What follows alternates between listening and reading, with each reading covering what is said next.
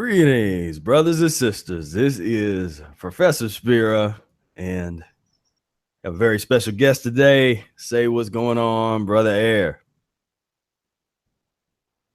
Peace. Yeah. What's going on, everybody, and those bodies who are trying to get it together? I hope you are getting it together. So Yeah. Yeah. I'm glad, man. We have definitely proven to people that mucus-free life is coming up because we got a video. We got a little video hookup now, so we are coming up a little bit, you know. Yeah. So Yeah. Try to get the audio visual things on yeah, point. yeah, Which is yeah. for those of you that have tuned in the past, you know that sometimes we have technical difficulties. We'll knock on some wood here to say that we don't have any problems. A little superstition there. But what's been going on, man? What's the story with brother Oh A? man, just getting through the winter,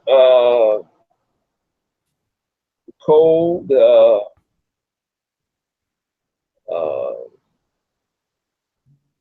lost my parrot. Well, my son's parrot, but it was like mine. I mean, it was around me.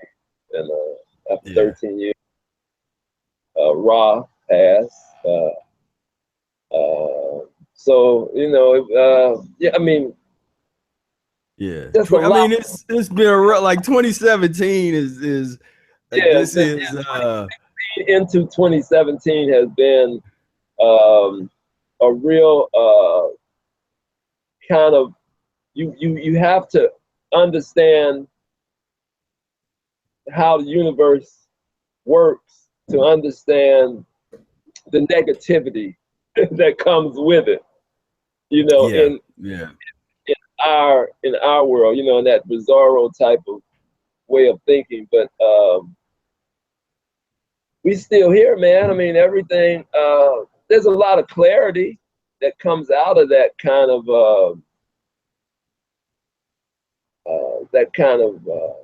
movement. A lot of clarity. Um, we getting ready to really put it on folks, man, and with a lot more knowledge about what we're doing as practitioners of the Mucusless Diet Healing System. I feel uh, really more equipped to tell people about my transition and going through getting ready for probably my most uh, courageous, I'll use that word, Mm. fast. Uh, I'm calling this fast. I always like to name my fasts sometimes, just to, just something silly in my head that I can latch onto. Um, but this is the fast of you know uh, putting it all together again. Putting everything in my life back together again. I mean, this is the one that's gonna set everything on course for the next 50 years. Mm. Mm. This is Mm. fast. From uh, just the music, the personal, the romance, everything that comes a part of my life is gonna straighten out and be put together with this fast. This is very courageous fast. We're talking dry. We're talking dry to the point with almost as dry as you can get with touching no water. You know what I Yeah. mean? Yeah. Like Yeah. Right. like don't come around for a couple of weeks. I might not smell that great. You know what I mean? Yeah. Yeah. Yeah.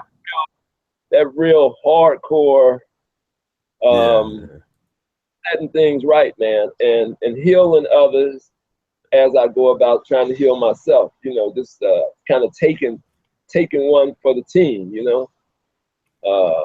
That's where I'm at right now. Yeah, and to just clarify for the audience, because the rest of this we're gonna be talking about eating. So, brother Ehret, as I always had to say, we had to do. I need to get a graphic disclaimer to just hit a button and it goes on like disclaimer. This is what brother Ehret's plan is for himself. He's not promoting what he's doing for anybody else. He's not telling anybody to not eat and to fast like he's doing. Because that's why we're doing this video, is because I was getting to the point with all the people that connect with me, and it comes to find out Professor was noticing this too, because we deal with a lot of folks, is that for some reason people want to think that the Mucusless Diet Healing System is about fasting, not eating, sustaining for long periods of time, and just, but what we wanted to set the record straight, and what we still believe in and practice, is that the Mucusless Diet Healing System is about eating your way to health. Yeah. And that's the way we've always dealt with it, and we'll continue to deal with it. The fasting for me is an offering, you know, for how I use it to give to the universe. When the universe has everything, what present can I give to the universe? How can I give something to something that has it all? Yeah. You know, that's my kind of logic for that. Personal, yeah, you know, personal. It's purely personal. But we want to talk about eating. We're gonna lay off the vegan movement, because we're gonna use that for another. Yeah, we'll get to that. we gotta get that. I gotta upset a few more people. Yeah, we're gonna. I gotta go create a hostile environment.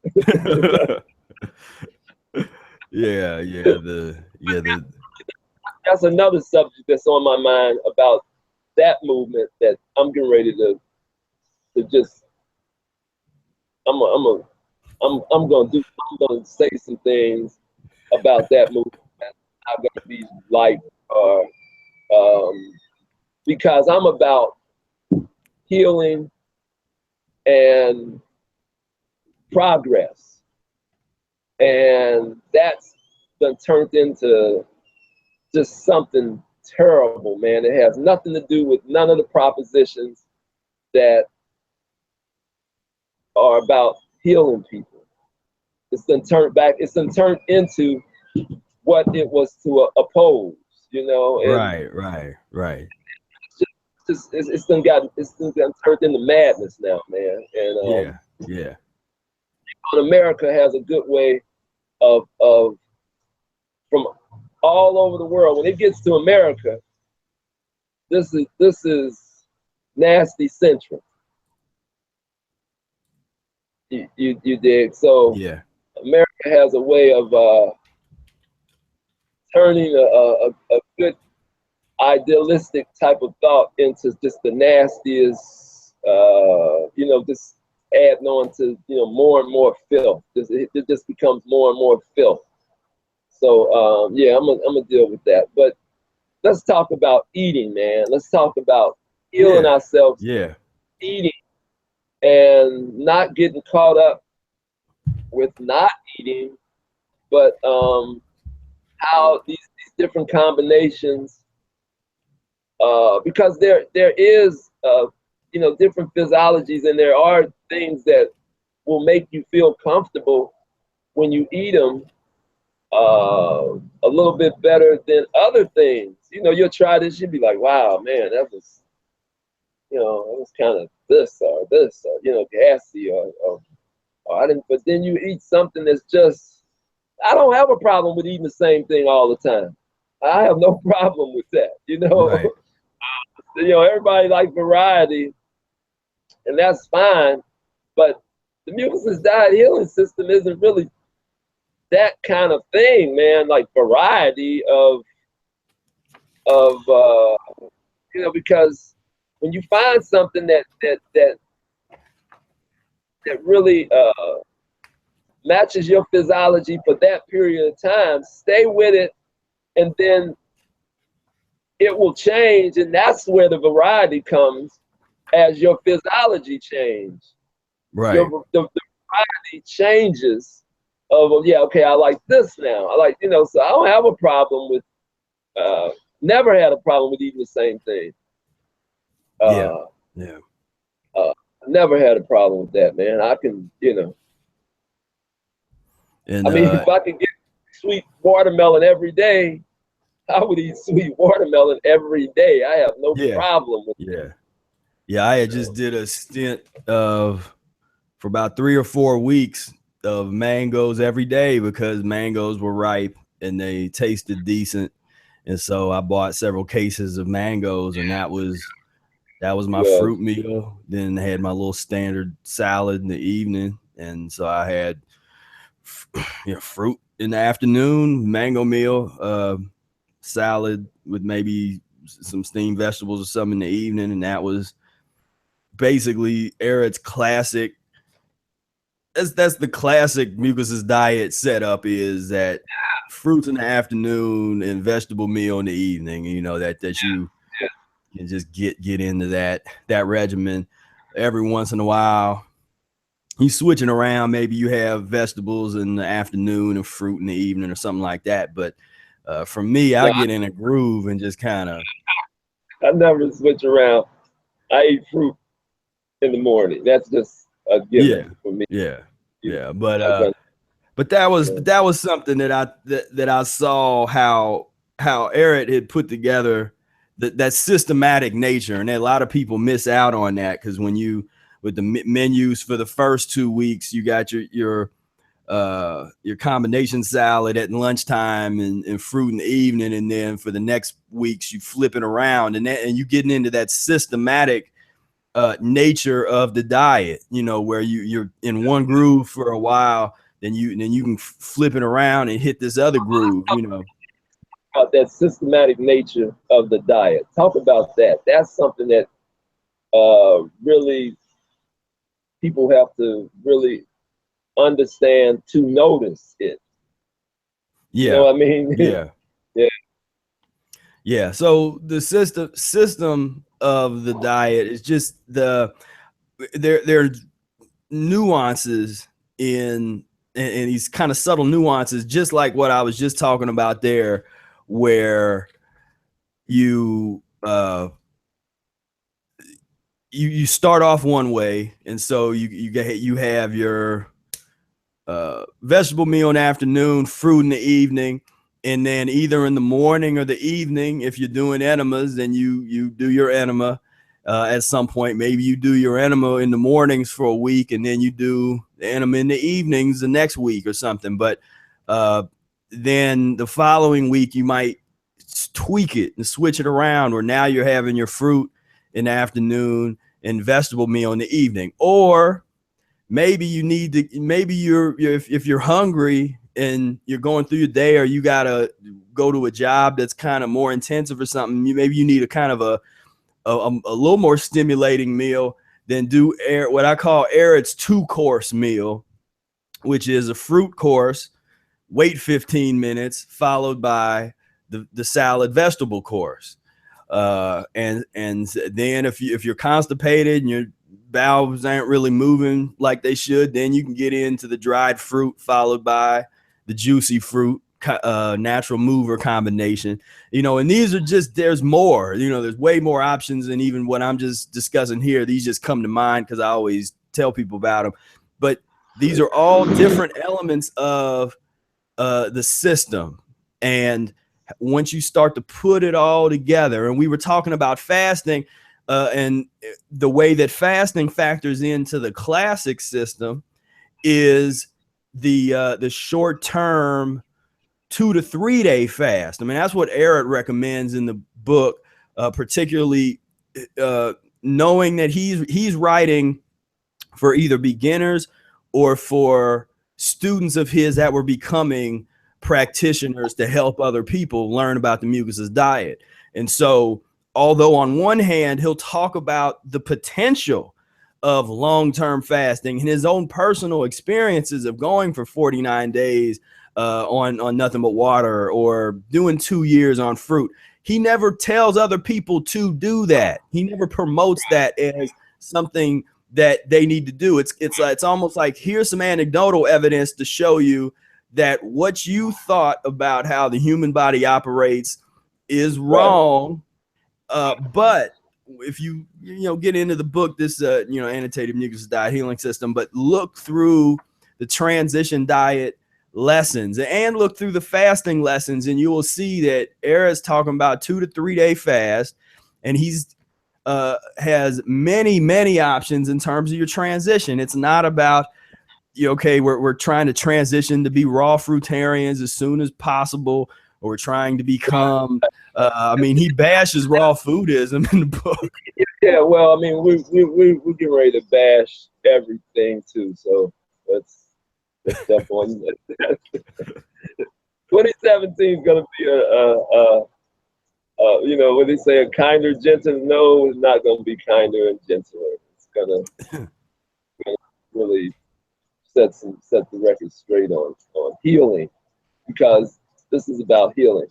But when we're talking about transition, what is the hurry? I ask people, what is the hurry? Why do everybody want to? I don't know if we did a disservice or not, man. Just promoting, like talking about my long fasts or nothing, because that really, man, I get a lot of that, man, of people being inspired to do long fasting. But it wasn't never put out there. I thought it was never put out there like that for people to, hey, do this. You know what I mean? Right. We were always talking about, we were practitioners of the Mucusless Diet Healing System. We wanted you to get the book, page 1, and start. Yeah. And maybe you can transition to doing year fasts and stuff like that. I mean, that's what we were talking about. But man, I mean, it's really overwhelming, man, with people that contact me about how they're motivated to do fasting, and it's like, well, are you practicing the Mucusless diet? Did you look at the book? That's what we want you to do, is to practice the Mucusless Diet Healing System. System. This is a system. It works if you practice it. And I'm closing in on 40 years, man, and really, I'm still on the transitional diet. I'm still transitioning. So, man, we're not in a hurry, man. It just seems like everybody's in such a hurry to, and everybody's experts. Everybody's experts. It's right. like.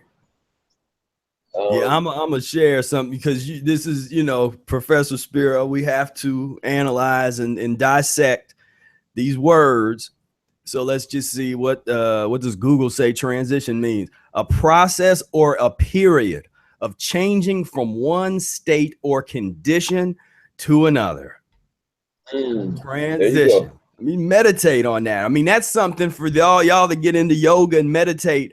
Take that definition and like chant that or something. The process or a period, sing it, the process or a period of changing from one state or condition to another. I'm not using that as an excuse to elevate. Yeah. Because one thing that the criticism we'll get for promoting transition is that we're not pushing people to go hard enough or fast enough, where you can get lackadaisical and slow and with your transition. And that has never been my message. And there's differing opinions as to what is and is not transition, all that kind of stuff. And it's like, all right, then that can be discussed. But the and then there's debate about people say, well, you can transition to Ehret's ideal, even though Ehret never, he never really gives an ideal,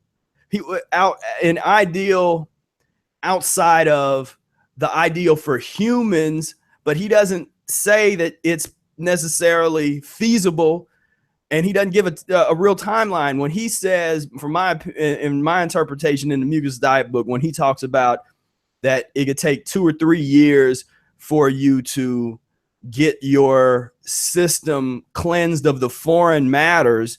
He's not saying that it's going to take 2 to 3 years and you are enlightened and you are in there, physiologically you've reached the zenith, you're done transitioning, you can die a happy person knowing that you've achieved the highest level after 3 years. No, that was not what he's saying. It's like our bodies are so encumbered that it could take it could take several years to really, doing the enemas, of transitioning, of systematically fasting, eating meals and going through the vegetarian. There's a whole section in the Mucusless Diet on vegetarian meals, taking yourself through those different periods physiologically. And are you back on the screen? Are you back on the screen yet? No, but you are now. No, I was always, well, yeah. I was just wondering. Yeah, no, I was still looking. We're still meditating on transition. Okay. But so that is something that I think is that's the reason that we talk so much about that, because one, still there is a handful of people now that do talk about transition, right. But a lot of those people, I think they might have been inspired in some way, directly or indirectly, from us talking about it. Because when I started, I don't remember anybody talking about transition ever. Everybody always talked about the height of whatever they were at. Like if they were talking about raw veganism, then they were sort of talking about the ideal space that you have to reach. And with most of all of these people, I mean, there's case study after case study of a lot of these YouTubers that were like the raw vegan YouTubers. When they fall off the wagon, it is not a pretty sight, because they fall there, and they're the ones that will attack other people. But we see that. We get a chance to see that because they come looking for help, man. Because I mean, they literally be in the hospital. Like contact us from hospital beds, and I mean, experiences with that. I've had my experiences with, like, man, I'm talking to somebody in the hospital bed, and and that is wait a minute. What's up, man? Hey, I'm in the middle of a video chat, man. So how you doing? I'm good. How are you, guys? Good to see you, man. But yeah, I was gonna. There was another definition I was interested in analyzing, just for fun. Transmutation. That's an interesting word. The action of changing, or the state of being changed into another form. In physics, the changing of one element into another by radioactive decay, nuclear bombardment, or similar process. See, that's where I love you go. In terms of, you're talking about radioactivity, you're talking about because I know some of the people who are watching this have heard me talk about the reconstruction of the bloodstream. That's what we're talking about right there. Transform into something else. Exactly. Man, that's when you were talking about transition, I was talking about transitional transition affects you in every shape and form. When you are transitioning your physiology, it transitions you personally, as far as your personal associations of who you know. I mean, I hate to say that, man, but that just keeps coming up, man. Yeah, it's transition on being around people, man. I mean, a lot of that kind. I mean, it over the years and years, but now you're talking years and years of transition for me, and it's just, it's very hard, man, to take that, to be around folks like that, you know. And when I say like that, I'm talking just, man. Yeah. Well, I mean, it's the transition is about body, mind, and spirit, and so it's all of the above. Where you're, because it's you can't just focus on your body and your diet, where it's like, okay, I'm transitioning this, you know, my food and this kind of stuff. What goes along with that is, like we were saying, some of your friends and the kind of associations, the kind of energy that you want to have around you, because the practice of the mucusless diet can, which is very limited. Yeah, I mean, and this is another thing that we want to be careful here and speak, be delicate with this topic, because I've been accused of telling people to get away from their families and to stop talking to people and to go and be an isolationist and all this kind of stuff. Again, I was talking about certain things that I did at certain parts of my transition, where I did go and spend time outside of the kind of away from old friends, away from family, that was part of me getting myself together. But I don't promote that. I'm not telling anybody else that that's what they have to do. So when we talk, for me, go ahead. So when we talk about this topic, we're saying just think about it and be aware of the energy and the type of people that you have around you, and how does that affect your diet? How does that affect? Well, I'll say this is how it affects you. If you let it affect you to the point where you can't be yourself, but everybody that you're around, I'm talking family now, everybody are friends, but really family, they can be themselves, but you can't never be yourselves in those settings. Right. To the point where I don't go around too much family anymore. I just don't hang. I mean, it's, you know, I got a new family, you know, and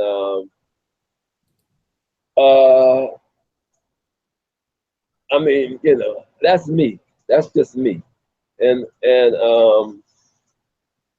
but I wasn't gonna be made to feel uncomfortable. And that's what was happening a few times in my life around my family. That was a short-lived type of thing that I went through. Most people just can do it. Can, you know, even if they're practicing, they can just go around. And sometimes the family, now in some cases I've seen you around your family, and they don't mess with you like that. Right. Shove in right in the middle of the gathering. I mean, we'll just go like kiss and puss palooza, and the hell with your presence. I've seen your family. They pretty much know, okay, Professor's here, or as they call you, Mike. Yeah. He's here, and we're not going there. We'll wait till he leaves, or right. Or wait.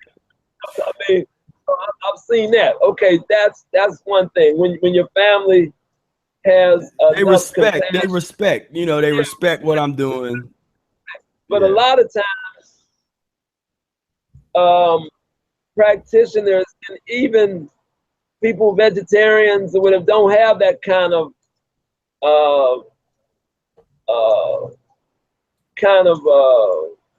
thing going with they don't care. They think they can hang.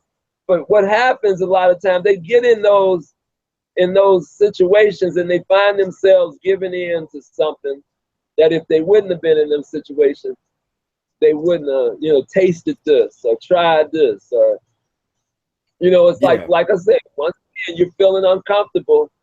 They're feeling comfortable as hell in their surroundings, but for some reason you're feeling uncomfortable. So to fit in, as we say, to fit into the reindeer games, you want to be invited to the reindeer games. That's a whole nother level of existence with your family, is not being invited to the reindeer games, and this is a social type of environment that we live in. So everybody wants to be sociable, and but changing your physiology, it's not sociable. When you're trying to change like this and you're trying to put yourself together, it's not a sociable thing, because you have an environment. We live in, I'm in Cincinnati.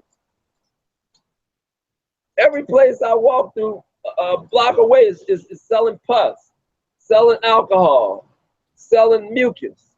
So the environment is so like viscous. Of every place you go, it's just so much of that kind of lifestyle that the people that you're around are always comfortable.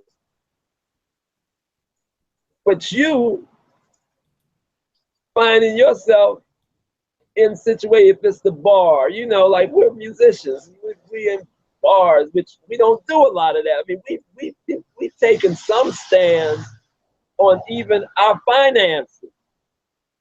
Right. I mean, we've done that. We've taken those stands. Turn down gigs and money and things because we don't want to be in a particular environment. All kind of, and around the musicians, the artists. The artist does not understand that they are the shaman of the community. Right. That's the problem with this country, is that the artist has been relegated to, in their mind, I'm talking about how artists think, because I'm around an artist, and or I'm around musicians, put it like that, and like visual artists and things like that. But they've been relegated to accept industry standards of how they present their art. They think that they need the industry. Right. Where me and you know that the industry needs us, because we can take a bucket and put it out on the corner and make a living. Yeah. I mean, you know what I mean? So we don't need no industry. As far as, when it really gets down to it, what happens though is that even on the the so-called grand scale of artistry, they don't understand the shamanism. We're talking ancient now, of their position in the communities as being able to move and affect people. They don't understand that. As a musician, look at me, I can play. Give me applause, give me money, and that's all I owe you. Look at me, I can play. So what? You see what I'm saying? We're talking about the shamanism part of serving the community, healing the community in a real way. That's where us as artists, myself and Professor, we're artists. We can play. We know we can play. We worked at this thing, but that's not enough. That's not enough to give the artist. That's why we're doing the Mucusless Diet Healing System and promoting this part of this. This has become more important than the music. Why? Because you looking at us do this right now. You're not looking at us doing music. Right. You know what I mean? So this is overtaking our whole musical expression. We are putting it back together again in terms of the music. Is we're putting all that back. But this was more important. We thought that this was more the state of emergency of which people are in, that this is what they needed to be exposed to, than us on stage playing music. You know what I mean? And so everybody, so everybody, and the trick is, in the artistry of practicing the diet, is everybody has to find their way of dealing with these challenges. Basically, what we've been talking about are challenges along this path. And so we are talking about how we approached and dealt with and overcame these challenges, but they're not going to be the same way that you would do it. Before you go on, when you say challenges, first they got to identify that they have these challenges. That's what I'm saying. Folks don't even identify that they have to think like this. This is one thing when you say, well, that's just you. That's just the way you think. No, we're not letting you off the hook. We're not letting you off the hook with just being elevated. You know what I mean? We're not letting you off the hook. We're saying that your service to the universe, in which the universe is given to you, your service is first priority, is to serve, is effectively. That's what's not being done effectively. Yeah. The service. The service, man. It's about the service. It's always about the service, man. And people think they can do it in little small ways. I can drop a quarter in a panhandler's cup, and that's the service, for the day. And but I'm talking about, let's get in the trenches with the service. Let's make our life about the service. And then everything else will take care of itself. Yeah. Excuse me for interrupting. But I mean, but I was just trying to highlight, because sometimes we get into talking about where we're at, and we try to do that because we want to share our vision of the world to help just give you a different perspective. But we also know that we're talking to people that's coming from all kinds of walks of life, all around the world, all different kinds of professions, and people that are that live in communes, and people that work regular jobs and office buildings. I mean, we got everybody here. And my message has always been one of, wherever you're at, you can start this process of transition. There's no excuse if you in the middle of some place in a where there's not a lot of fresh fruits and vegetables. There's still a way to start your transition. Now, there is a point in your life where you start to prioritize. Okay, and this becomes another challenge. I'm probably gonna want to move someplace. Now, not everybody moves, but some people you start getting that feeling like, man, I really need to be closer to the equator, and that becomes another challenge, but that's when we talk about transition. We're not just talking about diet, we're talking about all that. So because I'm talking about your life too. So if in 2 to 3 years, if you can just up and leave and move to someplace, not everybody can do that in 2 to 3 years, but maybe in 20 to 30 years, you can make a long-term plan, save up some finances and money, or figure out your situation and be able to make that move. And another thing that I like to talk about too is, again, this isn't just about you trying to become this, the cleanest, advanced physiological person that ever lived. This is about, as Brother Ehret said, cleaning up your bloodstream and then pass it on. Clean yourself up and then pass it on to your children and get something started. Get something started in your bloodline. That's the only reason that you would even venture into trying to become a vegetarian. People say, well, I just want to be healthier. No, there's no such thing as just wanting to be healthier. That's so tongue in cheek now. What does that mean? I just want to be healthy. Yeah. That's a real sort of American, printed on the Wheaties box, kind of, just be a little healthier, Yeah, I just want to be healthier. So, so that is when it's always about, subconsciously, it's always about elevation.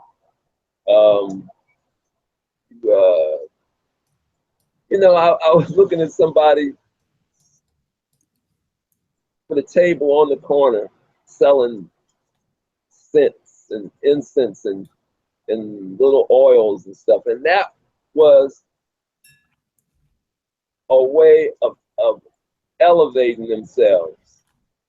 You know what I mean? They were trying to make money, but subconsciously, their whole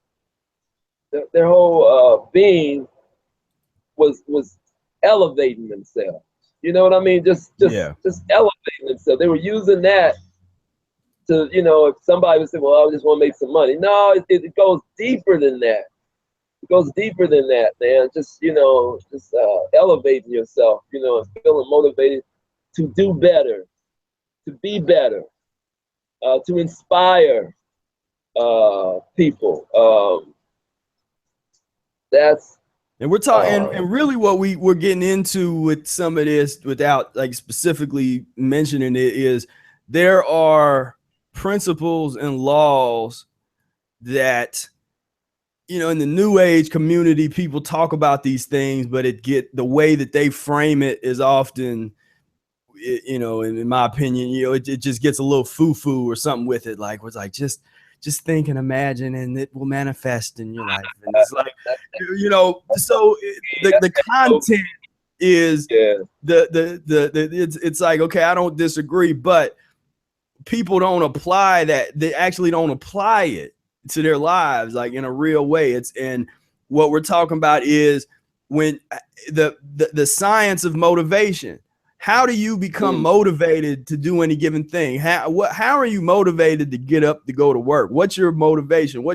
And when you start to decode and understand why you do what you do, and when you start getting it, when we talking about service, the kind of motivation, the kind of emotional overhaul that happens to you when you help somebody else.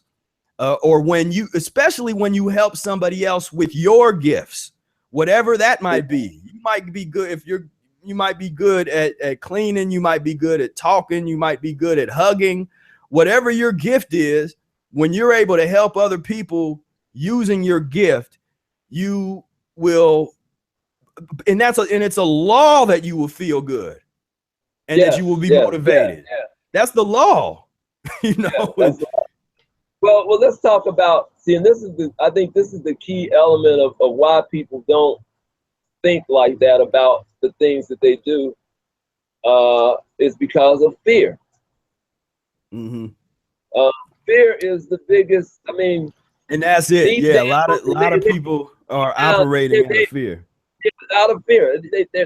They're operating out of fear, and instead of love, and instead of exactly. So when I was talking about understanding your motivation, if you're are you getting up to go to your job because you love it and you're excited about it and you wake up like, man, it's gonna be fun today, or are you going to your job out of fear because you think you have to, that you don't have any other option? Now again, I'm not telling you to quit your job. Don't.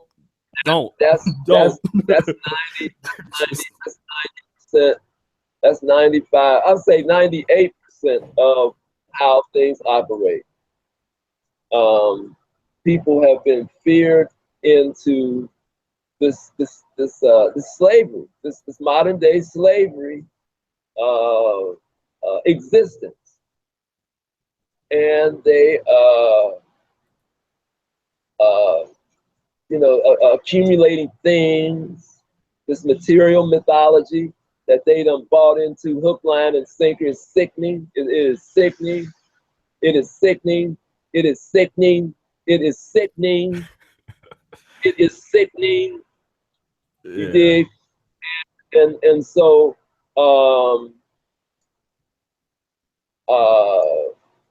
I mean, there are people now who will kill you over their cell phone. Kill you. Yeah. Literally kill you over their cell phone. I mean, it is sickening.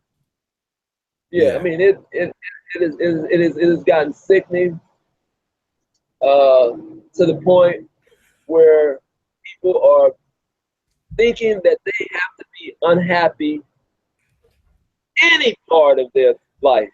You know what I mean? Well, I gotta do this to get here, and I gotta go through. No, you don't. Stop lying to yourself and stop being afraid. You dig? Stop being afraid.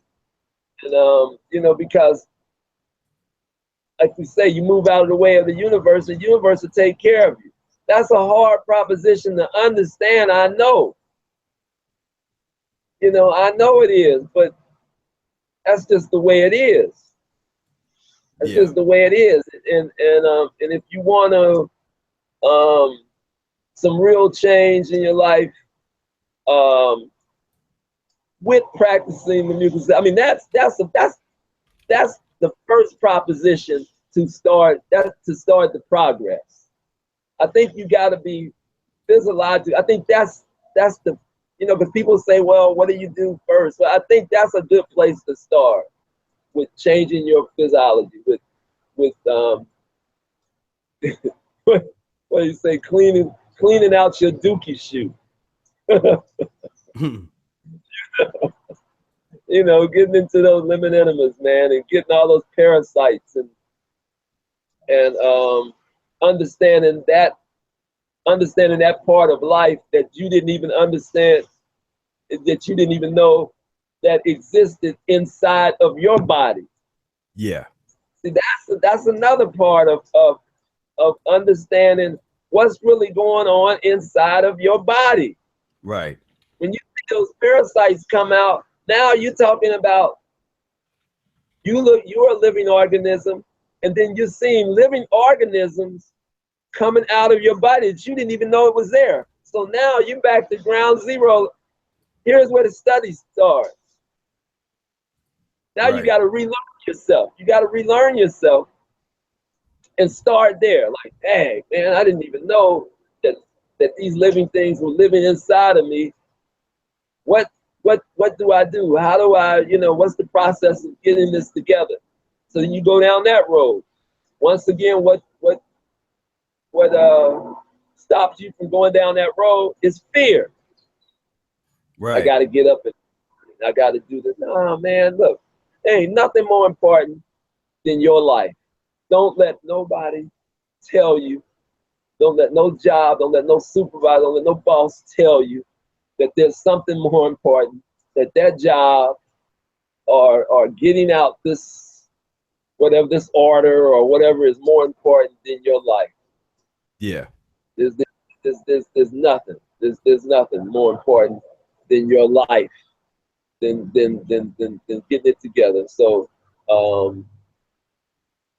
that's real, man. I mean, that's real. And the fear comes in so many different packages from people. I hear it all the time, man. It's just fear. Yeah. Fear. And yep. But that's where the elevation is gonna come in. When you deal with that fear, you're dealing with elevation now. Remove fear, boom, elevate. Yeah. More fear, elevate. Deal with more fear, elevate. Then you're flying up above. you're like flying up above everybody now. Once you move all these people, because you're fearless. Yeah. And you got to have the combination of fearless and mucus free, because if you're Yeah, fearless that's but you're eating but you're pus based fearless, that cannot end, that might not end well. And no, that might not. No. That's not. We're talking about, like you said, fearlessness with cleanliness. yeah.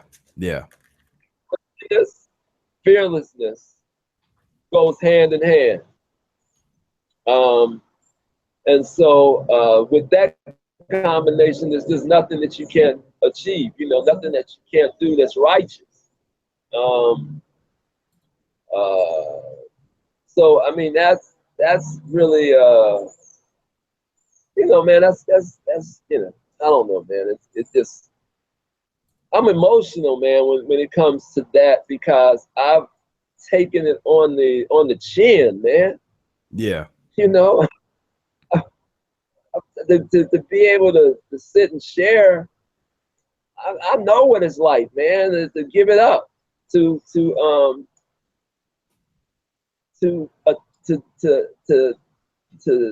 detach. Yeah, that fear was there, but I knew that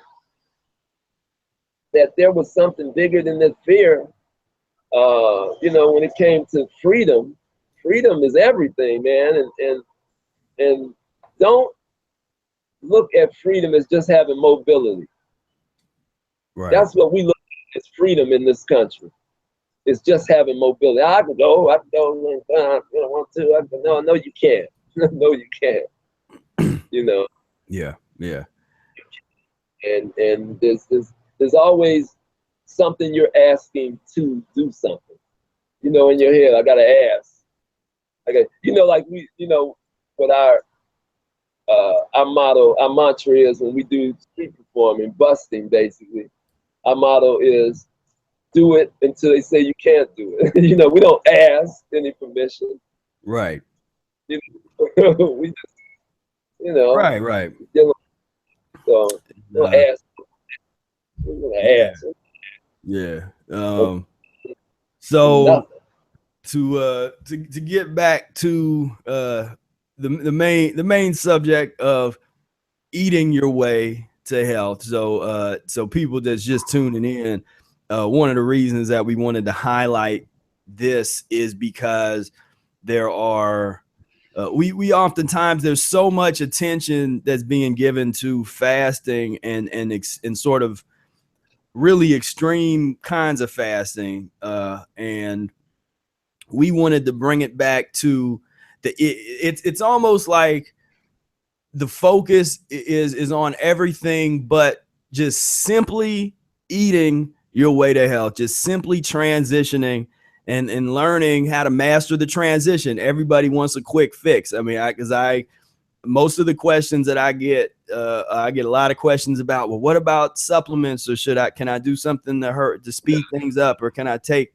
these herbs and this kind of stuff? And it's like, rarely do I really get questions, other than the people that I work with in my consultations, do I get questions specifically about like, well, what do you think about this food combination? What if I had red leaf lettuce with cucumber? Is that a good transitional approach? Or, well, what about I just usually I don't get a lot of questions about the nuts and bolts of the transition, and now we're not, this video isn't about necessarily breaking all of the details down of what to eat and all that. First, you got to read, Mucusless Diet Healing System, and read all of Ehret's books and really get into that,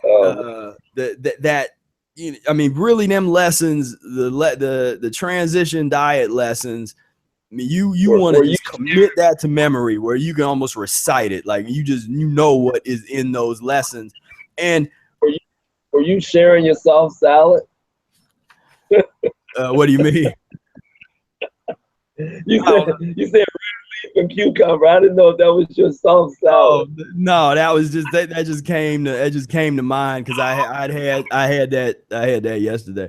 But Oh, okay. yeah, nah, I've been in this little cucumber, still checking out this little cucumber mode. I think you had got influenced by Takor when she Yeah, talked about I it. did. Yeah, Cucumber balloons are crazy, huh? yeah. That's true. But Nothing wrong with that. so that's really what my main recommendation is. Really get into those lessons. And when we talk transition, there's a lot of stuff that is in there that I tend to not hear a lot of people or see people that are on the social media and stuff that see them really going through and checking out. And I mean, Ehret even talks about using Satan, which I didn't really use that as much as some other, kind of like the we talk about the vegan, those vegetarian sort of items, and that was way when Satan had just been invented, but it's in the Mucusless diet as a potential transitional tool. Uh, even things that are controversial, the cottage cheese and egg-based mayonnaise and all this kind of stuff. Now, we don't necessarily promote that to use it, because I think today there's other options that we can use today that's cleaner and better for your transitional purposes. But it is in the book, and it's not outside of the realm of if you need something like that for your transition. And so but that's what I would really love to see people really digging into, is like, digging into those nuts and bolts of those different transitional items. And you don't have to be on them forever. And really you should have different periods of different, your body takes you through different periods. Your body will take you through a period of eating a certain kind of thing. You might get a craving for a certain thing that is mucus forming, and but again, back to the system, there's a difference when just going and eating you craving some corn chips or something, and just going and eating a bunch of corn chips, or have a big salad and you eat your salad, and then toward the end of your salad, instead of the well toasted wheat bread, you have a few corn chips or something, within the context of the meal. That's the difference. And every time you have a vegetable meal that's going to have some kind of mucus entree, should always be a big salad involved. Check this out, is that I have no problem with anybody just eating salad. Like, just eat it until you fill up. You know what I mean? It's like, eat vegetables until you fill up, man. If you have that kind of insatiable type of appetite, for a better word, I don't like using that word, but just eat sweet potatoes till you fill up. For some reason, people think that they have to eat a salad and then they can't eat some more salad. I'm gonna tell you what I do when I make the Brother Ehret salad. In my mind, I'm trying to make a big enough salad to last me for a couple of days, which is the Brother Ehret salad. It's like a coleslaw, kind of a knockoff of a Waldorf salad with a little bit more different things in it. Yeah. Okay. But what I do is I make that salad, and I end up eating it all that day. It's like, hey, I thought I'd have something for tomorrow, but it's gone. So right, you get to going, and that's the one thing. This is not a restriction diet in terms of where you trying to eat this small amount. Ehret even says, and I've had to tell people, like, you need to eat more. If they were breaking a fast, you actually need to eat more. The reason that you're not having a good form bowel movement at a certain point is because you're not eating enough. You're eating too little. Yeah, yeah, yeah. Well, I mean, that's a part of that psychological kind of thing that they've gotten from every other diet guru and all the other so-called diets that they've, Yeah, you know, yeah, only eat 12 ounces or 7 ounces of this and this, 5 ounces of that and yeah, two, you know, yeah, man, look, I will destroy a red leaf salad. I mean, like mounds of it, Jack. If yeah, I need to be filled up and until I'm uh, satisfied. You know what I mean? There's still yeah, those emotions that deal with food. I mean, and you have to admit, you eat based on emotional stuff, man. You get yeah, upset, you start eating. That right, still affects me. That still affects you. You yeah, know, yeah, we still have those kind of. The difference is that we know what to eat. right, You know, we know when we get upset or emotional, when we're doing our emotional eating, we know it can't be mucus. You know, right, we right, do that. You know, we can emotionally eat and go crazy on the brother Ehret salad. You know, I can just eat that till the end. You know, till I'm just fill up and to the point where uh, kind of like Sister Jessica, when she took the salad. You remember she took the oh salad. yeah, yeah, yeah, Stand the salad no more. You know, yeah, just yeah, do yeah, that. just the whole That's thing. Yeah, yeah.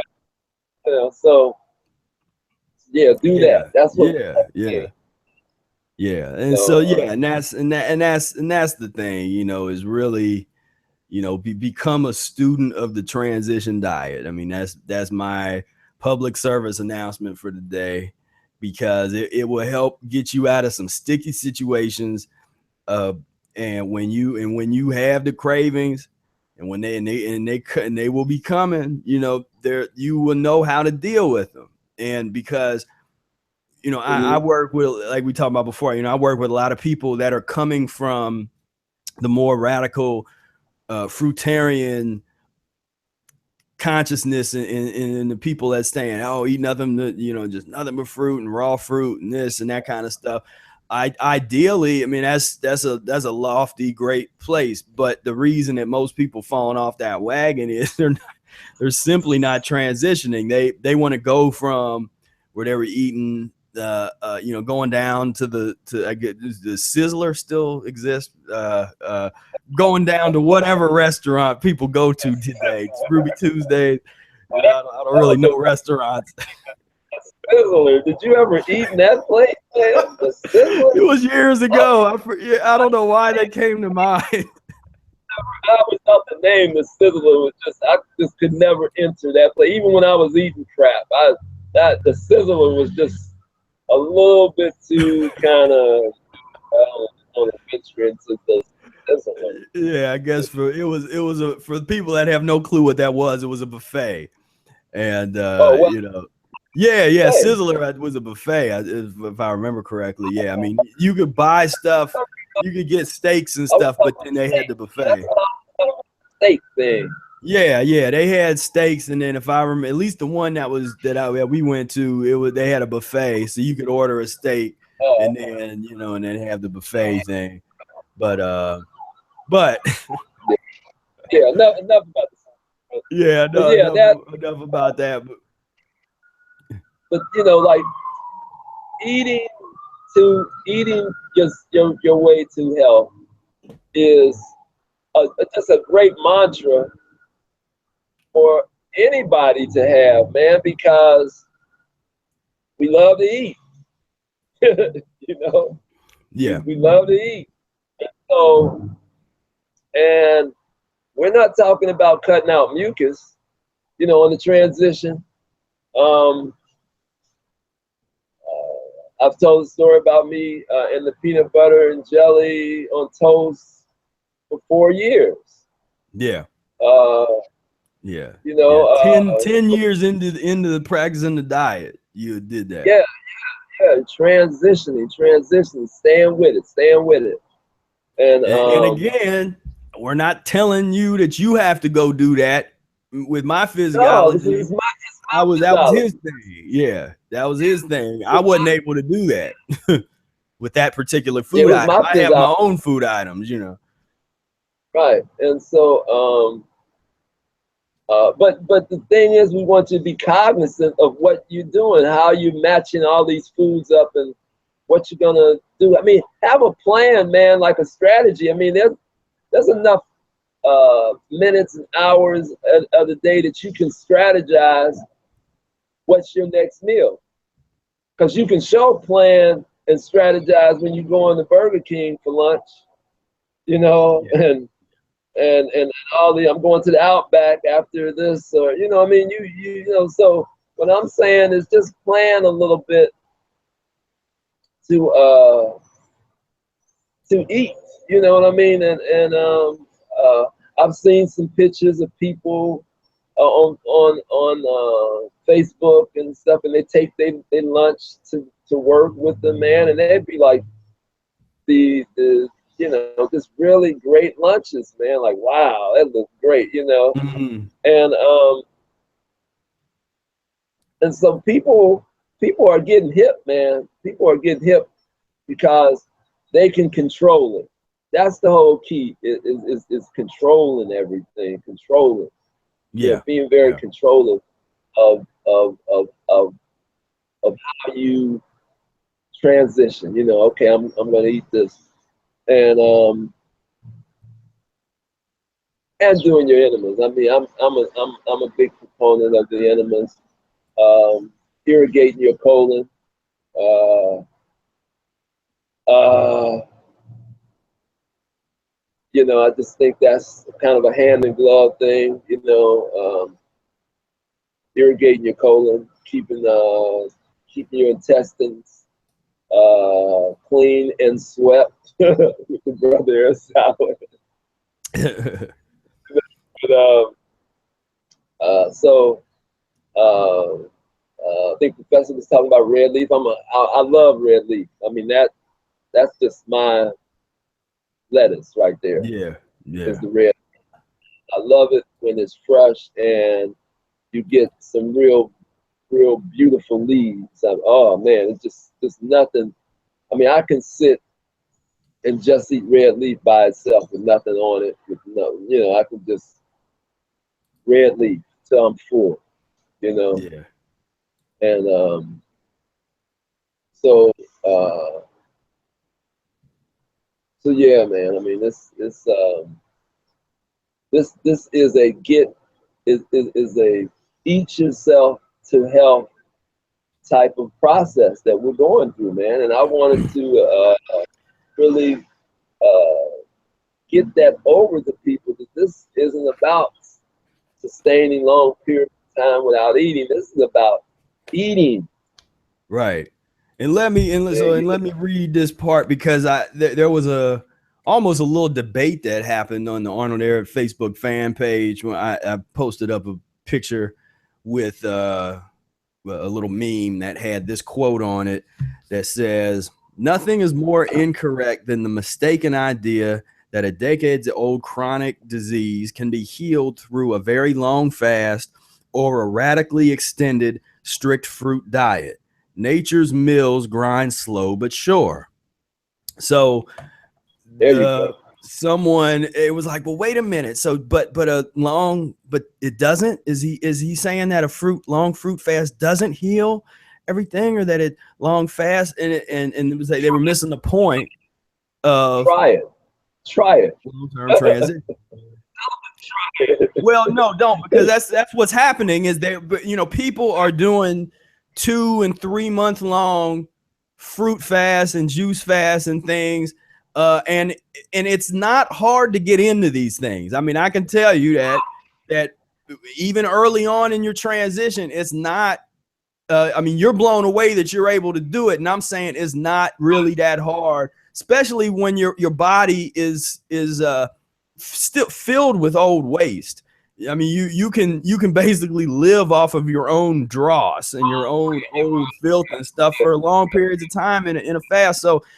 So early on in your transition, when you get into that kind of mode, that is, understand that as good as you feel in that moment, I'm telling you that there's a ceiling, and Well, it's smart tell us about the ceiling. Yeah, there is a ceiling, and into the ceiling people who live up on the ceiling. They'd be like, "What a feeling! We're dancing on the ceiling." Where they live on the ceiling, where they're trying to, they're trying to take a pickaxe and try to get through the roof. It's like, nah, you need to settle it down. And so sometimes you need to, and what I like to see people is learn to read your body. So if you do a long fast, let it really truly be your body telling you to do it. Don't try to do it.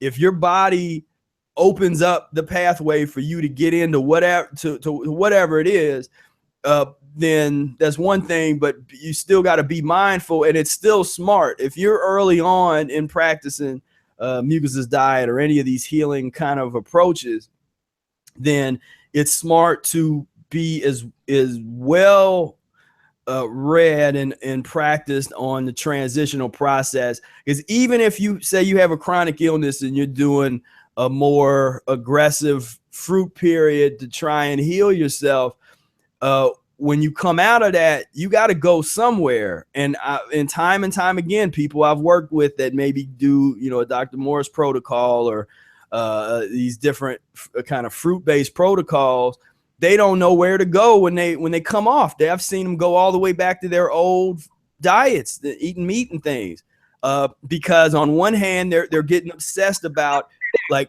cooked foods are the devil. And since if all cooked foods are, stay right there though. Stay right there, because you said something. Stay right there. We gotta stop right there. Yeah, cooked. Yeah, where that is something that people are. See, because when you're talking about that kind of transition, and people really think they're like they doing like a month. I've been eating just fruits, and man, I'm juicing just fruits, and they think that their life is set now. That's gonna be their life, right? And then you catch up with them 2 months later, and they eat macaroni and cheese. Right. Time and time again, yeah. Time and time again. What happened, man? And in some cases, they get so scared they go all the way back to pus. All the way back. Yeah. And there's I think there was I never watched his videos and don't know who he is, but there was some kind of pretty popular YouTuber that was one of those hard-edged vegan promoters, and then he recently I think maybe went over to the paleo diet, or he did something where he just got way off the reservation, and then created all kinds of controversy and stuff. But that's one case study out of thousands that have been in that type of situation because they never understood the transition. They never understood the process of it's okay to eat cooked foods, especially mucus-free foods. But there's a way to do it that Ehret outlines. You combine it with raw, and the whole food combining, you don't eat all certain bad mixtures and combinations together. That's the system. That's what you need to study. But to sort of come with this hard edge, like I'm only going to be totally raw for the rest of my life. And then what ends up happening because the problem, in our opinion, is not raw, it's not cooked food, it's mucus forming foods and pus forming foods.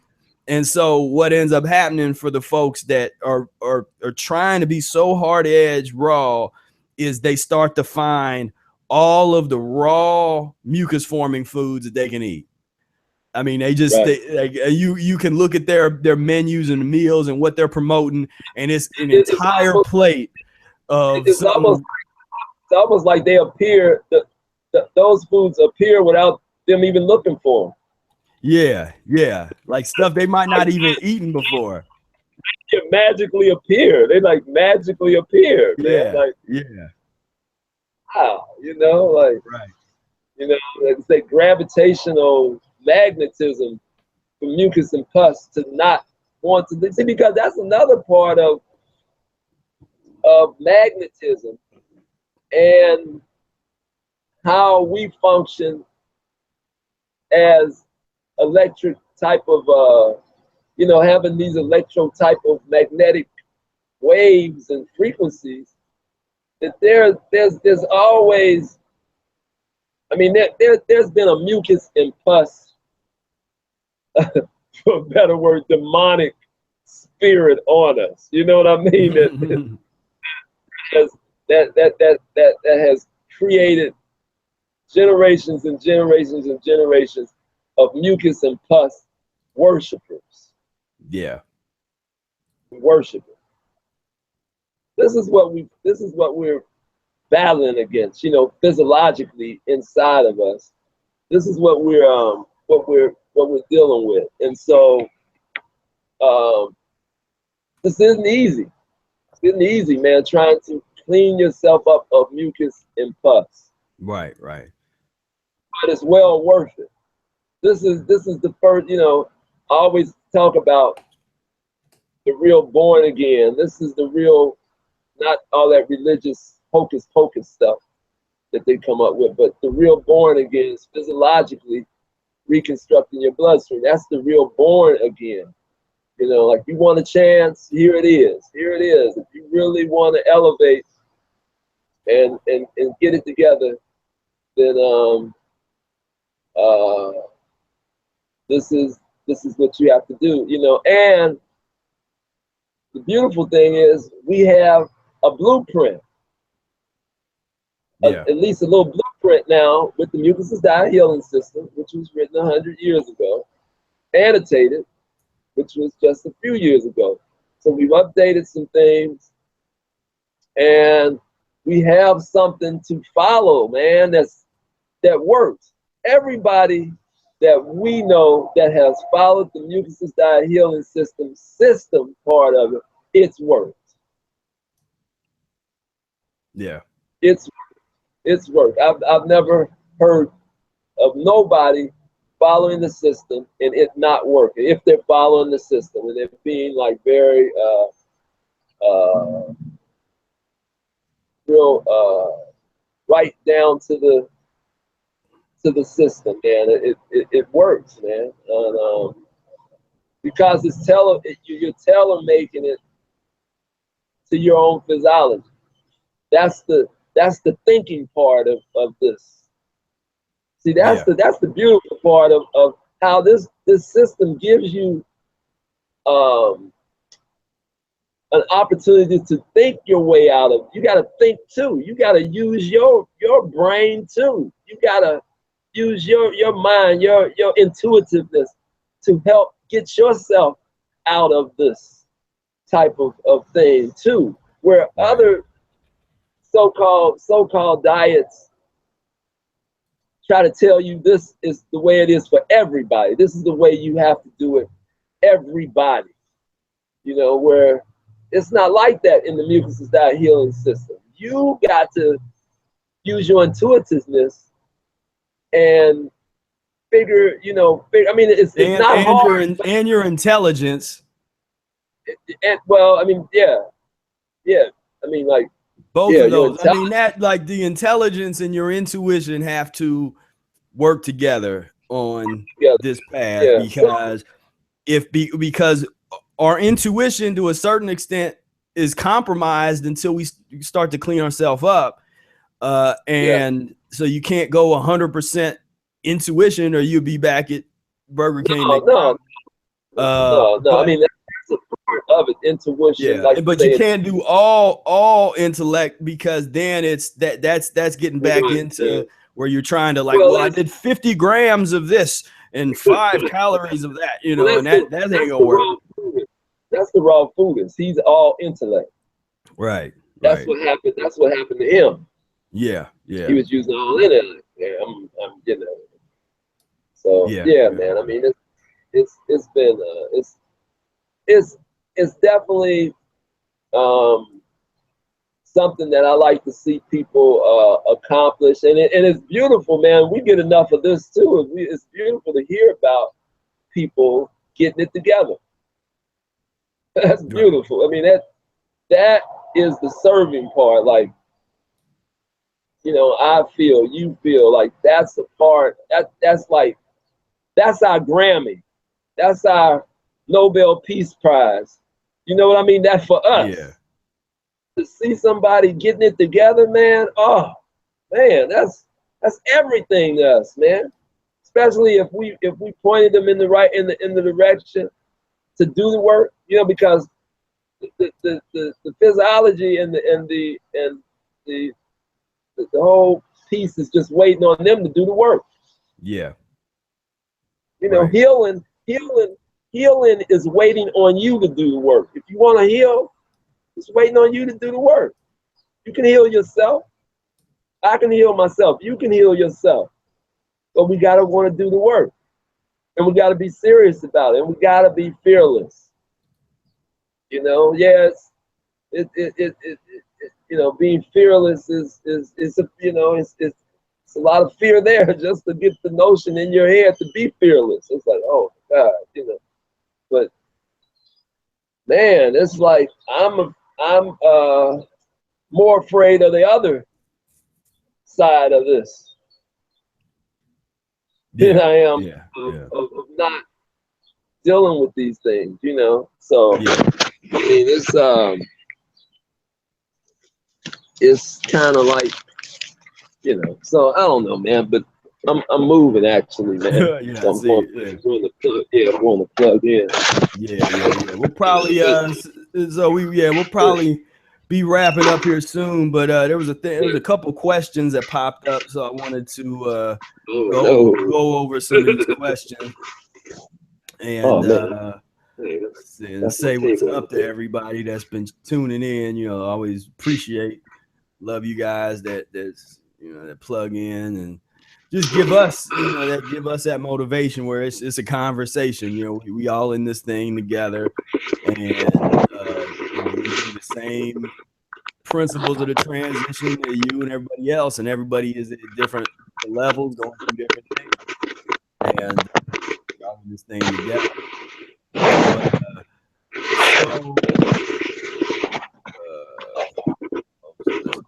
We got see my man raw food soldier Chris says, hey Spira, what are your thoughts on dry fasting? Parasites can't exist in such extreme conditions.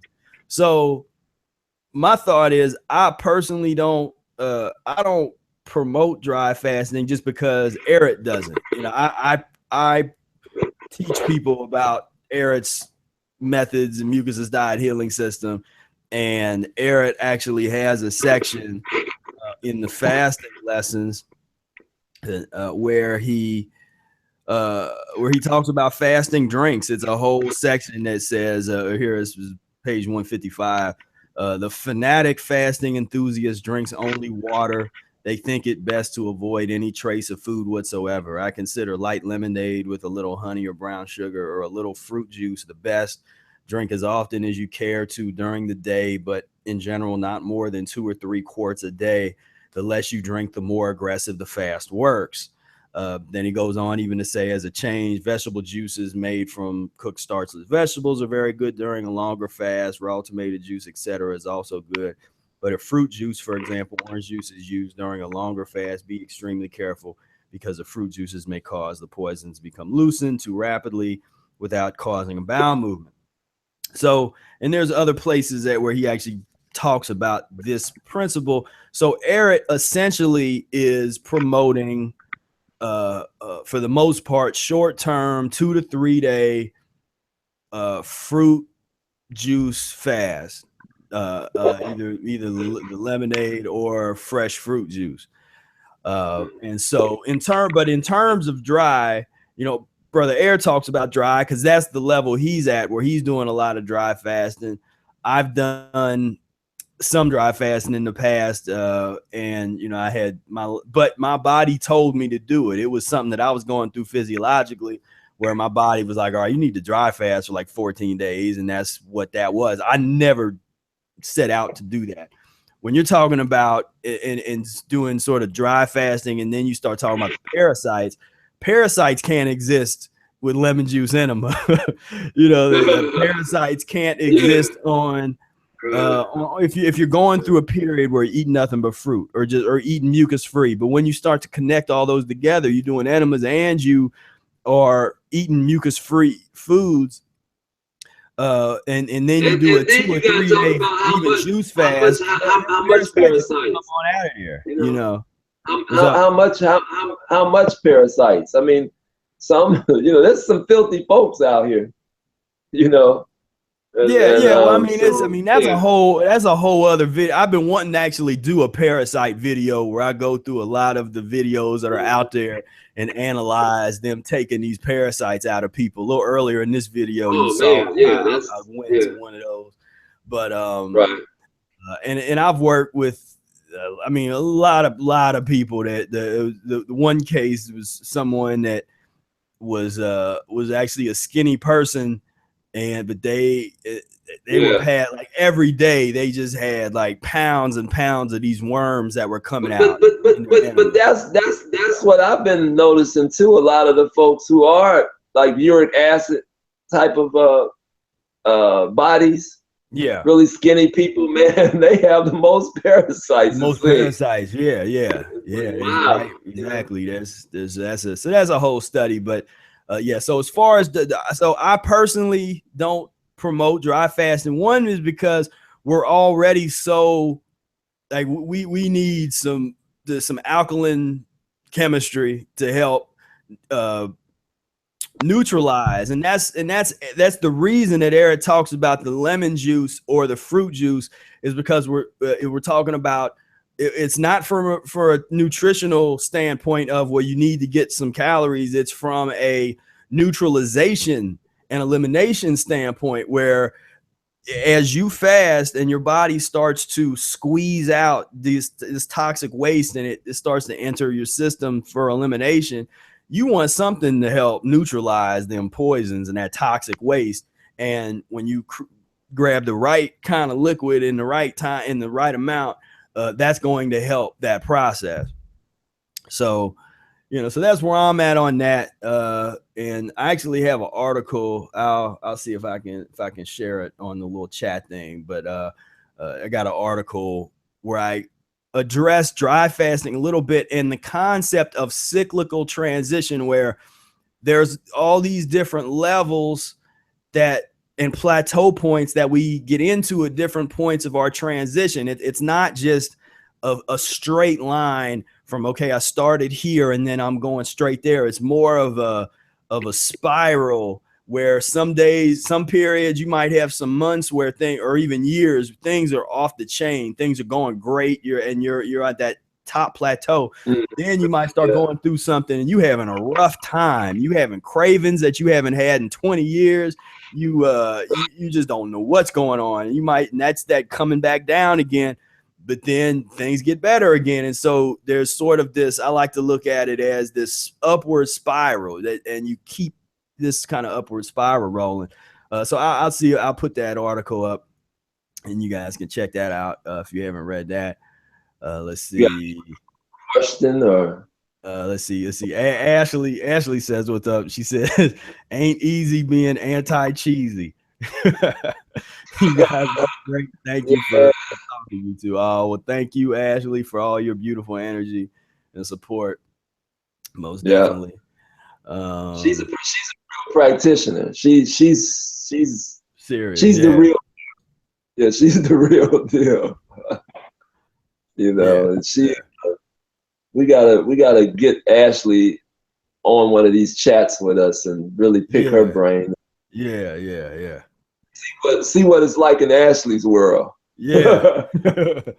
Right. And let's see. Sam asks, what's your thoughts on the environment and the Babylon lifestyle and energies that bring us to mucus and pus habits? Oh man. That's Uh, you know, I mean, Babylon style, huh? yeah, Okay. yeah. I mean, Uh, we um, are basically doing what we look at it as we're doing the most revolutionary thing that you could be doing, especially if you are in an environment that is like we were talking about, pus and mucus on every corner, alcohol on every block. When you are in this kind of environment, that energy, you become the spirit of revolution. You know, the Malcolm X, Martin Luther King, Gandhi, just that spirit that they represented. That's how you embody this. That's how you take things and actually create real change, because you're changing yourself fundamentally, and you're changing your relationship with your environment. And as you do that, your environment does transform sometimes before your eyes. But and so on one hand, again, when you prioritize moving to a better climate, to a better place where it's easier to practice this lifestyle, that is the ultimate. That should be a very high priority and goal. But you also don't want to. I'm also kind of an advocate of, don't move too early. Don't take all your filth with you to a cleaner place. Like, get as much of that waste out of you. What we call Cincinnati, the human toilet. Like, get as much out of you while you in the Babylon, you taking the Babylon lifestyle with you, as you say. But yeah, a lot of times with the Babylon lifestyle, the people who oppose the Babylon lifestyle, they just want a chance to lead. They don't really oppose. They take the Babylon, the filthiness with them. So what? Yeah, they just want a chance to be on. They want their chance to lead. Like, give me, So when people start like the Babylon lifestyle, I really don't understand. I do. I mean, brother, I do understand what you're talking about, but be real careful about what it is that you want in terms of when it comes to that leadership, because you become that leadership. And a lot of times people say, well, it's Babylon, but if you it's like filthiness begots what? Filthiness. So if you're not like really getting it together, and we don't even think about the Babylon lifestyle. We know about the Mucusless Diet Healing System lifestyle. We know about that, and we feel like that'll take care of all that. That'll take care of all that. Because it's on its way out anyway. It can only be nasty for some time. It can't stay nasty. Like, ancient Rome, ancient Greece, ancient America. It's coming. It's almost here. So it will take care of itself. So and then we'll see. We will see who will, what society will be the ones that's running things, man. Or and I mean, I think the point of it if you're in a situation, because the worst thing to do is to wait until you get to a better environment, because that's an excuse that some people kind of use, where it's like, well, if I could just get to a better environment. And that's true, you could elevate your practice, but there's also the understanding that you want to get as much waste out. If you're living in Babylon right now, then get all of that toxic waste and all them parasites, leave all that behind in Babylon. Just anima right on down. Let that be in their sewer system. Don't take that down to the weapon. Let that be the weapon that you're using.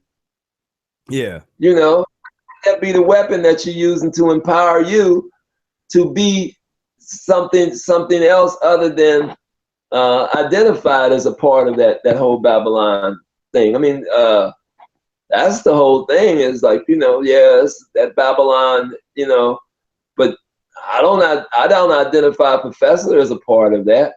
You know, we are diametrically opposed to everything, and it just works out that way. We're not trying to be difficult. Yeah, You yeah. I mean, know? because I'm a firm believer in you know, with people using concepts like, you know, your temple and the human and all that kind of stuff. I'm a firm believer in you you are your own environment, and you are your own attitude, and you have and that's that transformative power that you once you have that, then you can enter into almost any environment, and you can watch it Yeah. transform before your eyes because you're there. And it's like it's different now because you've entered in, you know, and so that's the kind of power that I'm interested And in, and watch that this can really take. the hostility come your way, and how you deal with it. Right. Well, and that's even something I've noticed and it depends on that can even depend on you, because it can also get to the point where you walk in and eat and you think it's going to be hostility, and all of a sudden there ain't nothing but love coming your way for no, you Yeah, know, for that's no true. reason. Just you don't even know why. Like, man, these people are being real nice to me, you know. And so that's the other possibility. Cleanliness. We talked about filthiness. Cleanliness begots cleanliness. Yeah. I mean, it's really that pure form of cleanliness when you really, you know, have all the things together: the physiological, the emotions, the intellect, the spiritual, all of these things together, working all in you know, in order, synchronicity. You know, I guess that would be the word. Yeah. It's a beautiful thing when you just change every place you go, man. I've had encounters like that, you know, where I was better than I am, and I've had, you know, I mean, that's the thing, is that when we talking about transitions, we talking about peaks and valleys. Right. You know, peaks Right. and Right. Peaks valleys. and valleys. Yeah. And sometimes I'm like cleanliness to the 10th power. I'm the bomb, you Yeah. know. Yeah. Yeah. I'm the bomb. And sometimes, man, I you know, I'm like, you know, take out the mace and the taser and beat my ass like, you know, like everybody Yeah. else. You know, like I'm filthy and you know, but and I mean it is, you know, but what starts to happen for me is that I have less of those kind of days and more of the cleanliness into the 10th power days. Yeah. That's what happens for me, and that's why I'm undertaking this new direction, and I'm calling it the new direction in fasting. You know, because I'm going a little harder in just a lot of things that I did in the past fast. I'm cutting a lot of things out. So a lot of emotional things, a lot of things that I've done in terms of just how to prepare certain things and how to prepare my enema. I'm doing, you know, I'm going hardcore lemon straight in the water. You know, I'm getting back to basics again, man. You know, I'm really getting, you know, and kind of elevating to, like I say, more, when I say dry, I'm talking, you know, like, you know, really, really, really, really, really, really dry, you know. So We're gonna let's see. see. We're gonna see. Yeah, see, now there's some of these questions that's kind of flying by, and I don't. It's not letting me. I don't know why it's not letting me go back and see previous, previous parts of the conversation. But I recall there was a question. I can't see it anymore, but it was about kidney filtration. And actually, I need to make a whole separate video on that, really, and kind of get into the science of that and how that works, because it's depending on what you're doing physiologically, you're going to do different things, and where you are physiologically, how weak are your kidneys, that's going to determine what type of things you should eat or drink, or fast or not drink, and that kind of thing. So I'll just say that it is something that and it's also not something that you should obsess about. So you shouldn't get scared. So if you're like fasting and then you urinate and you it's not all cloudy or something, don't get too obsessed with it. Just observe. It's just another diagnostic tool, just like you would look at your tongue or take your temperature, or urinate, or you look at your feces, all that. It's just diagnostic, where you're just kind of analyzing, but don't get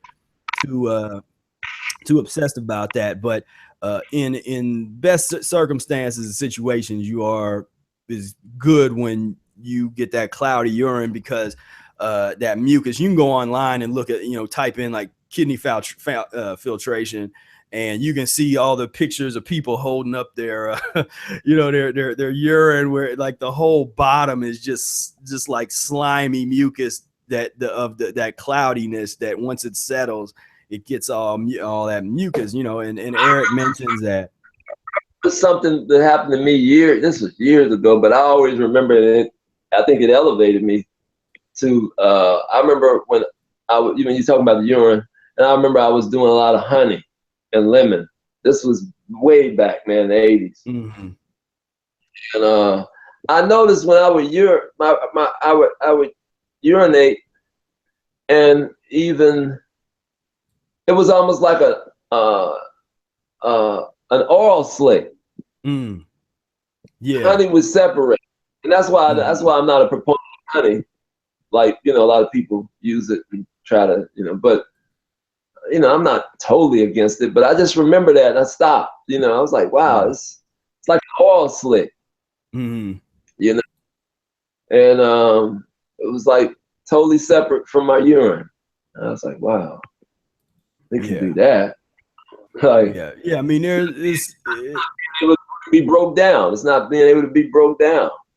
So, well, yeah. I mean, I kind of got it, because we have a little different thing on honey. Because I probably promote it more and use it more, but I've never had that experience.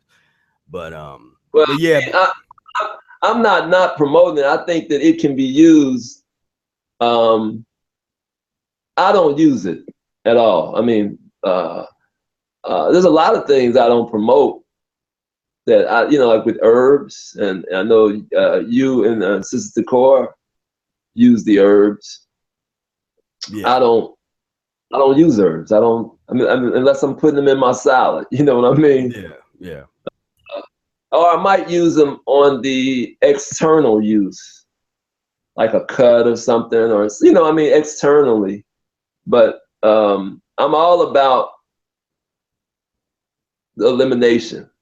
That's where I live and die at. Is I'm going to talk about elimination all the time. That's what I believe the eating process has to be about. If it's not about that, then there's no real reason to eat.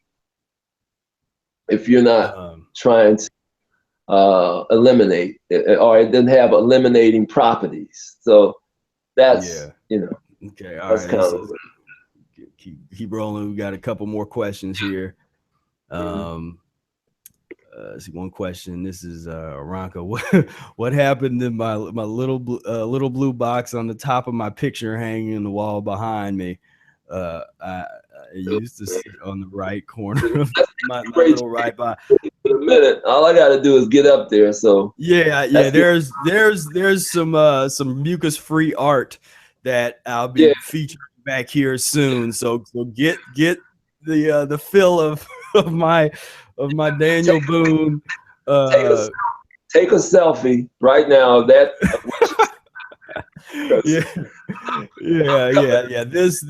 This will be changing back here. We're gonna do some updates with what's hanging on my wall here.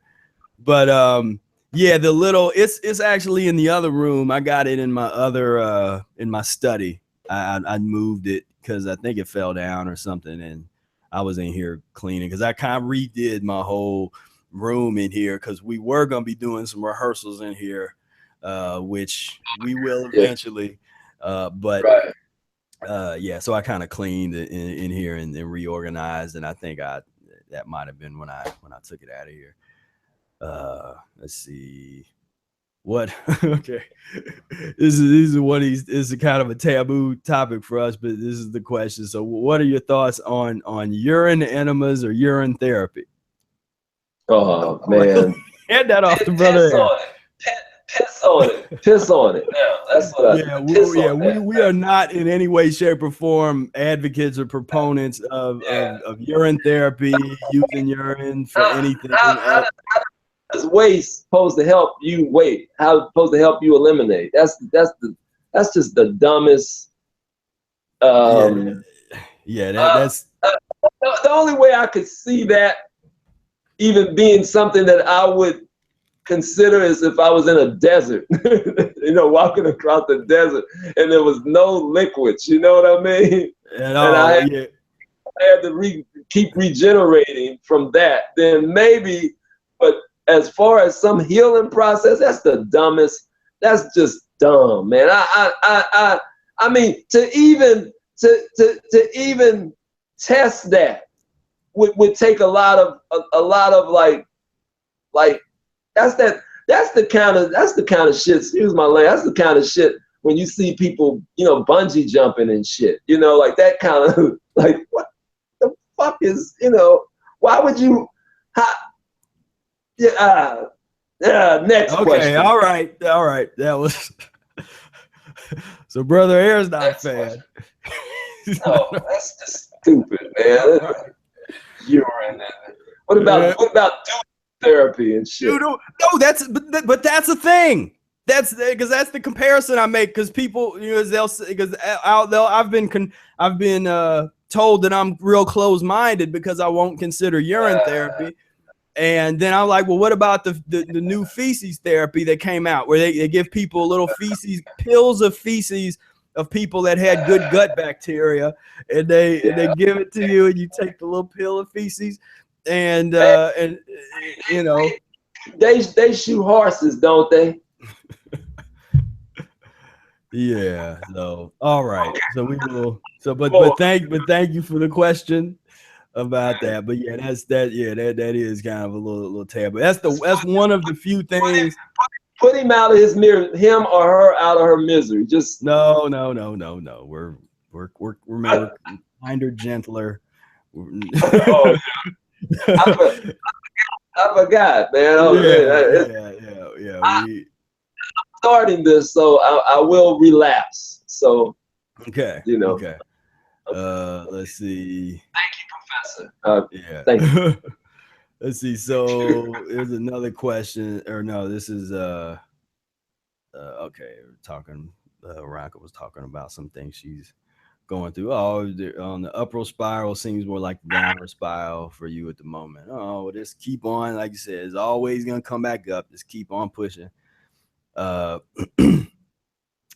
see. Okay, that's just thanks Christian for a nice comment there. Then so this was isn't your urine your blood plasma? No. It's waste. And like I mean, do I have to? I mean, do I have to read that part of the Mucusless Diet book? I just don't even want to even just go to the next question, man. I mean, I'm trying to be. Come on, man. I mean, what what value are you gonna get from us answering that? I mean,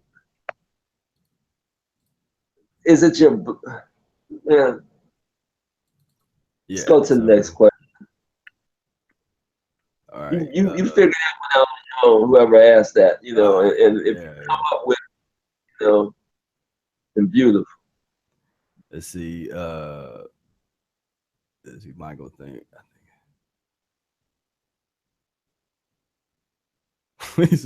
I think that stuff comes from the practice where farmers are doing. Oh yeah, doing that with cows. Yeah, they where they transplanting guts and cows. Well, I got a video that's one of my most popular videos on this channel where it's the cannulated cows, or they got the holes in the cow, and they literally reach into the intestine, take feces from one cow that's healthy, and then put it by hand into the stomach of another cow that is sick. And that's how they heal it. And so all these cows have holes in the side of their body. And but that's that Babylon culture that guy was talking about. Yeah, that's exactly. Yeah, that's there's Babylon culture right there. And yeah, so that's just, I mean, that's madness. When I saw that, I had to make a video about that. I was like, this is. And then there was people that come on there and try to defend it and say, oh, well, it's good for the cows. And it's like, look, like, you know, we are just not even gonna entertain that as a thing. But so yes, I think we covered the questions that I see here. So, I'm real disappointed in the questions today. Oh man. Yeah, come on. I mean, we had some good questions, just maybe not the you know. Yeah, but I mean, then the urine, the urine type of interest is just getting me to the point where I'm like, what are y'all trying to do? I mean, what are y'all trying to accomplish with this thing? I mean, man. Yes, but that's the diversity of the people that are attracted to Mucusless Diet Healing System. And it was kind of like the point that I was making before, where because in another video where we get into the vegan thing, there was a reason why, like, I gave up on promoting the Mucusless diet to vegans. Believe me, we ain't forgot about you vegans. We didn't go in on you. That's what I'm saying. We're gonna get to that. But there's when I started, it was like, okay, who could benefit the most, that would be open-minded enough to consider something like the Mucusless Diet Healing System. And it was the people that were already interested in the fruit diets and the extreme fasting, and you know so that's why we're gonna have some urine therapy specialists that's on board with, you know, try with where we're at. And I'm glad you're there where you can handle those questions. I can. I'll be the kinder, gentler response to some of these things, you know. But it is you know, so that's just what that is, because like I got really frustrated with dealing with the plant-based people, you know, just the whole vegan folks and stuff. I mean, they was some of the most closed-minded people. You keep saying plant-based and vegan, man. I'm trying to hold off until we do this video, but hey, but this is you gotta be able to intro. This is that we leaving off with the introduction. Okay, well, this is the introduction. Is that we're getting ready to, I guess, expose how veganism has has just been co-opted by Babylonian parasitic. Yeah, just it's just not healthy anymore. So that's all I'll say. It's just it's anti about health anymore. It's just about where veganism, let's say it like this, where veganism has been taken to in the direction that it is going in is one of profound ignorance and profoundly unhealthy practices. A celebration of ignorance. That's what let's leave it there. Yeah, let's leave it there. It's a celebration of ignorance. Yeah. Okay. Yeah. Michael just said, can't wait for that video. Don't hold back at all. Ha ha. Yeah. We're gonna get into that. So we'll take one more question. So words and everything on that one. Yeah, we're gonna get into it. So one more question, then we're gonna get off of here. So Aranka asks, can you ask Brother Air about washing the if the colon, if you wash the colon too much where it gets too clean and viruses getting a hold of you? So I'm not quite never understand. I can't understand that when you say too clean. You show me some. I think it's the concept which I mean, I already know your answer to that. We, might be a little different on just the concept, but it's this idea of, I mean, I put it like this, like whatever is in your gut, you can't keep the bacteria out of your gut, because it's going to start manifesting itself. Like, you can't just get rid of all of it out of there. I think she's asking is the question, do you wash, if you do daily enemas, do you wash all of the bacteria out of your gut that helps you be able to basically break down waste and eliminate things and have, the good colon health, as they say? You're talking about centuries and centuries of even your mucus. I mean, even mucus and pus is a part of your tissue system now. We're talking centuries now of humans. We're not just talking about you. We're talking about your ancestors. We're talking about your bloodline, that bloodline of thousands and thousands. You might be the first maybe vegetarian in 20,000 years. Yeah. In your bloodline. And so when somebody talks to me about, like you can't clean, you might clean yourself up and too much, and we'll get on the mission of doing that. And then if that happens, let me know. Yeah. That's all I'm saying. So what I'll say about the so you had to. No, I'm saying no, because I'm saying I know the severity of the depth of how filthy we are. So I'm saying if that happens, then let me know. You know what I mean? I want to be elevated too. But what I'm saying is get on the quest of cleaning yourself up. Yeah. And because from what you're saying, Professor, and what she's saying in terms of, I'm saying it can't be verified. We're just talking, you're talking, well, you can't. I'm saying that's just. So here's because there was more to that. And again, this gets into like whole other videos that have to be dealt with as far as just enemas and that kind of thing. But he's saying there 8 months of doing daily lemon enemas, and then now suffering from a grip of the some kind of virus or something. And she's sure it's from the enemas.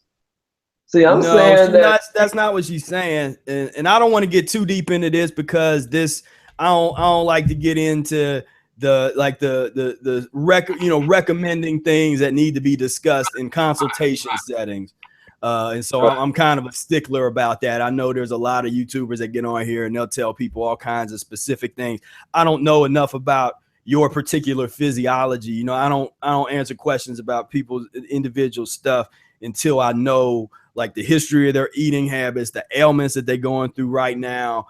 I need to collect that data before I feel comfortable actually giving any advice like that. But right. I'll say this. I just don't believe that, you know, doing enemas, lemon enemas, daily. I'm 100% behind that. But that's you know, it's all about your feeling. About if you like to do them every other day, if you like to do them once a week, you know, you have to come up with that for you. What she's talking about is talking about the good parasites or the good, you know, like there's, you know, we like there's somebody saying like the good fat, you know, and I'm just not I'm not a proponent of that kind of thing. That type of mentality. Yeah, we just don't really get into it like that. I'm just clean yourself up. So here's like the disclaimer, like we said with the enemas. I recommend that people do them daily for like starting off for 2 weeks to at least understand what they are and how they feel on you. Where that's your, and then after that you're on your own. If you want to keep doing them every day, like you said, every other day, you gotta and watch and examine what comes out in that 2 weeks. Well, that's the point. Yeah, watch and examine what's coming out in them 2 weeks, and then you keep, you know, then you have to make that decision for yourself as to are you gonna maybe only do enemas during fasting periods? You're gonna keep doing them every day, like Brother Ehret said, every other day, once a week. You know, you might go through a period where you don't do them as often. You know, as I went through a period where I didn't do them as often. Because of some things that I was going through physiologically. And so that is where that is, you know, so we just to clarify that, so people won't say, well, you guys are promoting it and all you got, you know, really pushing people to do daily lemon enemas. No, I'm saying you do them if you want to do them. If you don't want to do them, don't do them. I've been doing them for probably, about 30 years now? Yeah. Every day. So, I mean, I was late to this broadcast because I was doing my lemon enema. Right. So, man.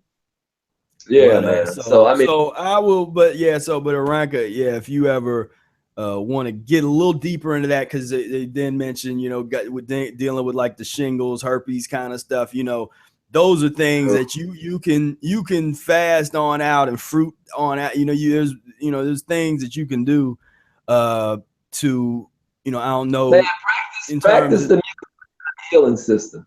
Try that. You know, try practicing the Mucusless Diet Healing System. You asking? Well, what is she asking? Why? That she feels good. But just why are the shingles there? And because you're practicing the mucusless diet. That any latent disease, that's what Ehret calls it, latent disease or latent illness. Anything that you got in your system that's uneliminated, that maybe it's laying dormant. But practicing the mucusless diet brings it up to the surface. And and see, and that's the misnomer about regenerating yourself. In this form, you're saying, okay, the rash. But what we say is that you're going to get weaker before you get healthier. That's just the whole regenerational process. That's how it works. That's why we know that these other diets and things that people have you on, they don't have that component, the regenerational process to it. They just say, oh, you start the diet and you're just on your way to healthiness. Right. That's a lie, man. You know, it doesn't work like that. The body does not work like that. What you're seeing with the rashes and things are things we talk about bringing the the healing to you. You know what I mean? It's like you're bringing all these like Professor said, this latent stuff that you might, you know, we're talking. I wonder, just in my life, I wonder the cancers or whatever, the strokes, the heart attacks that I brought to me before it got to me. Before you know what I mean? It was like before I attacked my heart instead of the heart attack attacking me. You know what I mean? How much did I do? And it's still in the process of doing, because we're talking centuries of people in my bloodline, of all these latent ailments. Some things we don't even know the name of, you know, that's been so laying dormant from 100,000 years ago. Yeah. In your blood. This is what you try to do, the practice of the Mucusless Diet Healing System. That's why not too many people undertake this practice, because it's serious. Don't get scared if it get too real. Too real. Yeah, that's it. I mean, it gets real. This practice gets real. Yeah. You know, this practice gets real. So you know, but so yeah, man, I think we're gonna go on ahead and wrap this up, and I think it was a good talk. We got to get Brother Air his stand and table for his video. Shaky cam effect. I'm almost there. At least we got the big. Yeah, we've had not once did we lose connection. Connection has been consistent. Well, moving on up. Yeah. Yeah. So yeah, man. That's so it's been good.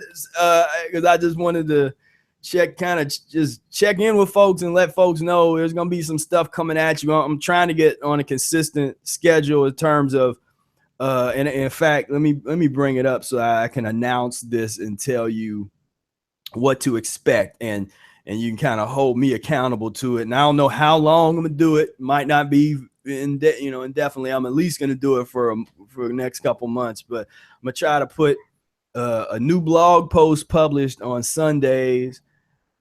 Tuesdays a new blog post, and then like something like this, like an informal live show. Probably won't be this long every time, but just some in the afternoon that's kind of informal where I can just say what's up, and we just kind of chat over the weeks, you know, what's going on. Then on Wednesday, a new YouTube video will be put out.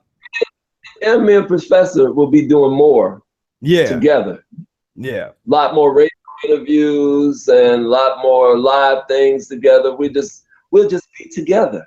Yeah, together at last. Yeah, and so then Thursday, I want to maybe try to have some kind of live YouTube show in the evening time again, and so that's kind of on my agenda as a possibility. And then Fridays would be a new YouTube video. So we're just gonna be kind of coming at you a little bit more. So make sure to subscribe to the YouTube channel right here, and sign up for the list, Mucus-free Life Insiders Club.